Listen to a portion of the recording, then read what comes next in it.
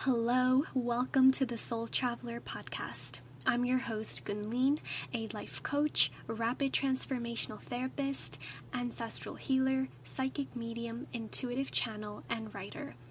In this podcast, I share the lessons and wisdom I've gleaned from my personal journey of healing, self-discovery, and spirituality.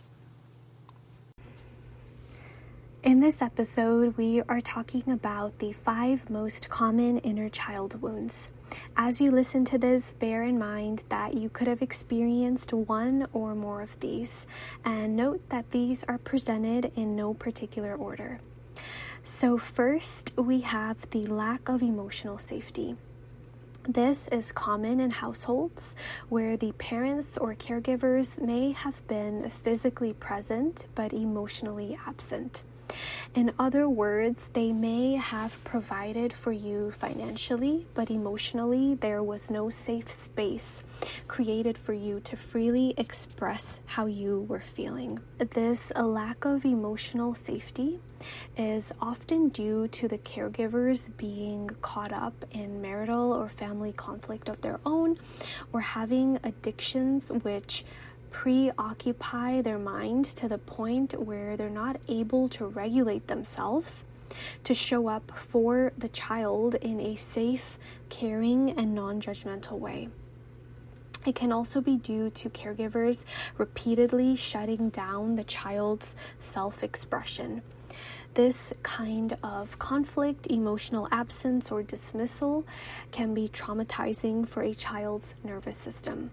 Children need to be taught how to regulate themselves, and when parents don't know how to regulate their own self, they cannot teach their children, and the child ends up stuffing all of their emotions down, learning that it's not safe to authentically express in connection with others. Emotional expression is an essential part of child development. Being able to freely express how we're feeling and having a caregiver be present enough to listen to it teaches us as children that our experiences matter, and it creates safety within connection, which we take as a healthy imprint into all subsequent relationships. Having the caregiver help us regulate our emotions, meaning calm ourselves down when we're feeling overwhelmed and make sense of what we're feeling and why, also teaches us emotional intelligence and healthy communication skills.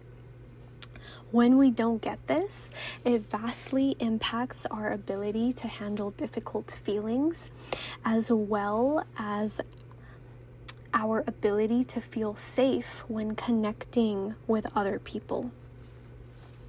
If you didn't feel safe as a child to express how you were really feeling, and you haven't had a chance to heal this, then this likely shows up today as hypervigilance or avoidance in relationships, masking who you really are and how you really feel, feeling like you don't need relationships, or like you can't deeply connect with people in a way where you feel fully acknowledged and seen.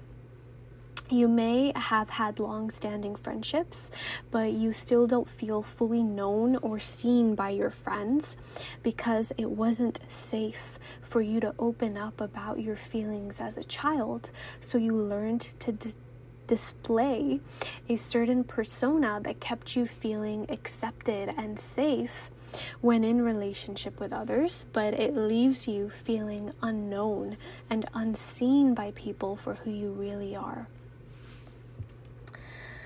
The second most common inner child wound is the wound of abandonment. This happens when a caregiver separates from a child unexpectedly, and the child does not know if they'll ever see the caregiver again. As children, we don't have a concept of time. When caregivers suddenly drop us off at daycare without letting us know beforehand where we're going or when we'll see them again, our child mind automatically assumes that we're never going to see them again.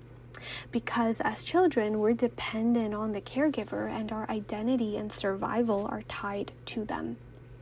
Therefore, it's the caregiver's job to communicate to us how long the separation will last and when we will reunite. The wound of abandonment results from inconsistency, lack of proper communication, loss, and emotional unavailability. You'll know you have this wound if you experience anxiety in relationships, also known as having an anxious attachment style, where you have a fear of being alone, where you're clingy in relationships, and you self-sabotage. Remember, all of these behaviors are stemming from a fear of not wanting to lose connection with the person that you are in relationship with. As a child, it was painful to experience the loss or inconsistency of the person who you were dependent on for care and survival. So your nervous system, designed to protect you, automatically goes into anxiety, clinginess, and self-sabotage in order to prevent that pain from occurring again. But what this learned process is actually doing is keeping you from experiencing healthy relationships because the fear of abandonment is running by default.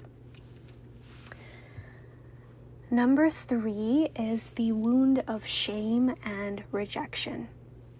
This occurs when you were told that you weren't enough or you were too much because of certain qualities you possessed internally or externally.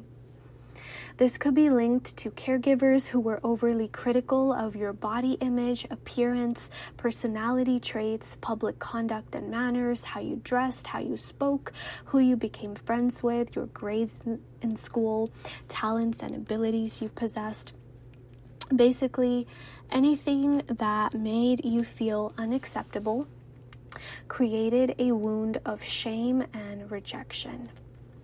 Given the society we live in, this wound is highly common for most people, and it's the root of why we begin hiding and masking parts of ourselves, because we were taught early on that all of us, as we are, is not acceptable and lovable, and that we need to change and mold ourselves in order to become lovable. Today, this wound can show up as a fear of intimacy, people-pleasing, perfectionism. It can even go so far as OCD, fear of public speaking, fear of judgment, imposter syndrome, self-criticism, anxiety, and fear of being who you really are and living your purpose. Number 4 is the wound of neglect. This can be physical or emotional neglect. When your caregiver was not consistent with putting meals on the table, putting a roof over your head, teaching you appropriate hygiene practices, as well as emotional regulation practices, then you will have a hard time taking care of yourself as an adult. This can look like not eating on time, skipping meals altogether, not showering, not taking care of your health through routine medical checkups, eating junk food, working to the point of emotional exhaustion and numbness, not being able to feel your feelings, and becoming completely unstable when faced with challenging situations. This is because you were not taught how to identify your own physical and emotional needs. So you essentially self-abandon when you have a need arising because that's what your caregivers modeled for you. Luckily, as with all wounds, this can be healed through reparenting yourself. It takes dedication and a genuine commitment to showing up for your inner child on a consistent basis. This is why having a coach is so critical when starting out on your inner child healing journey, because how can you possibly show up for your inner child consistently when you were never taught how? The 5th and final wound is the wound of betrayal. This happens when your trust is broken by a caregiver who you depended on to protect and guide you. This is common in cases of sexual and emotional abuse. It's also common in scenarios with broken homes where one or more caregivers had extramarital affairs and families. This can tear apart the inner world of a child, sending their nervous system into a state of shock. The person who was supposed to be a safe and reliable source of protection and comfort has betrayed you, and as a child, you literally have nowhere to go. This feeling of unsafety is highly destabilizing. It can carry with you into adulthood as hypervigilance, where you don't feel safe around people who remind you of the caregiver who betrayed you. It can also result in distrust, anger, overthinking, control issues, and difficulty letting go. I am so sorry if you experienced one or more of these wounds as a child. Unfortunately, given the imperfect world that we live in, these wounds are highly common in most everyone you encounter. It's rare to come across someone who's had a perfect childhood. Because our early childhood experiences, primarily before the age of 7, set the stage for the rest of our lives, it's crucial to look at the wounds that our inner child is still carrying. These wounds don't just magically go away as we get older. They are embedded into our psyche, and they unconsciously continue to run the show. Inner child work is the most important work that you will ever do in your entire life.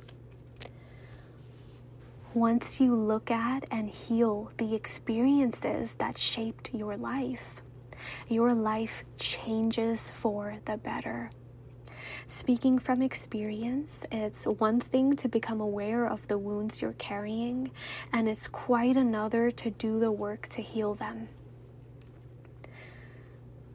Because inner child healing is about establishing trust between your adult self and your inner child, it's most effective, at least in the beginning, to have someone else hold space for you as you process childhood experiences. This is because your adult self likely doesn't yet have all the skills needed to converse with your inner child in a way that makes them feel fully safe. This is why, as humans, we're interdependent and we need one another to guide the way. Having done this healing myself, and having been trained by experts in the field, I'm absolutely here to support you in your inner child healing journey. I think this is one of the most heartwarming and transformative things you will ever do for yourself. As my special gift to you, if you're listening to this in 2025, now through July 7th, I am offering a set of 2 complete inner child healing sessions at 50% off to jumpstart your healing journey. You can visit the link in the show notes to sign up. I promise you, you will thank yourself for taking this leap into your healing. Until next time, remember that you are so very, very loved. You've been listening to the Soul Traveler podcast. Be sure to check out the show notes for additional resources and offerings. Signing off for now, this is Gunleen.